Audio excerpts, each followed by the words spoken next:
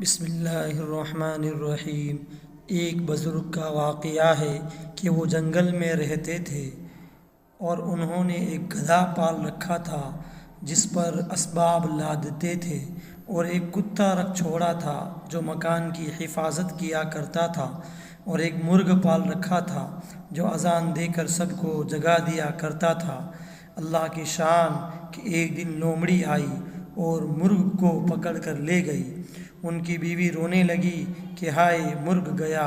شیخ رحمۃ اللہ علیہ نے فرمایا رو مت، اسی میں بہتری ہوگی۔ اس کے بعد بھیڑیا آیا اور گدھے کو مار گیا۔ اس وقت بیوی پھر رنجیدہ ہوئی تو شیخ نے کہا اس میں خیر تھی، رونے کی کیا بات، رونے کی کوئی بات نہیں۔ اس کے بعد اچانک کتا مر گیا اور بیوی پھر غمگین ہوئی تو شیخ نے پھر یہی فرمایا غم نہ کرو، اس میں ہی ہماری بھلائی تھی۔ غرض صبح ہوئی تو اچانک غنیم کا ایک لشکر اس میدان میں لوٹنے کے لیے آ پڑا۔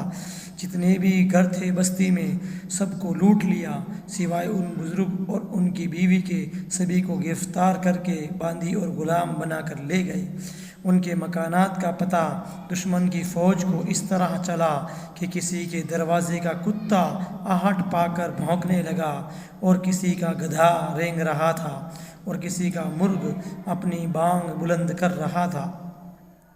اس وقت ان بزرگ نے اپنی بیوی سے کہا دیکھا، اس بادیہ نشین قوم کی بربادی کا سبب یہی جانور بن گئے۔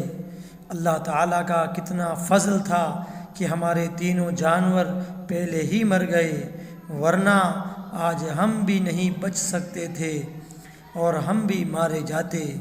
اس لیے بہت ساری نقصان کی چیزوں میں اللہ تبارک و تعالیٰ نے خیر اور بھلائی کو چھپا رکھا ہے،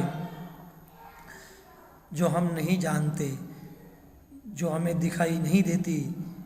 اللہ کے فیصلے پر راضی ہونا چاہیے، یہ ایمان کا حصہ ہے کہ رضا بالقضاء انسان کو رہنا چاہیے۔